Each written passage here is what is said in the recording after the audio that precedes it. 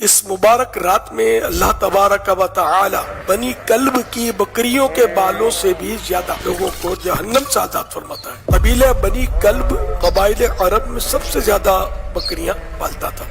رسول اکرم نور مجسم صلی اللہ علیہ وسلم کا فرمان عبرت نشان ہے، 6 آدمیوں کی اس رات یعنی شب برات میں بھی بخشش نہیں ہوگی۔ نمبر 1 شراب کا عادی، نمبر 2 ماں باپ کا نافرمان، نمبر 3 زنا کا عادی، نمبر 4 قطع تعلق کرنے والا، نمبر 5 تصویر بنانے والا، نمبر 6 چغل خور۔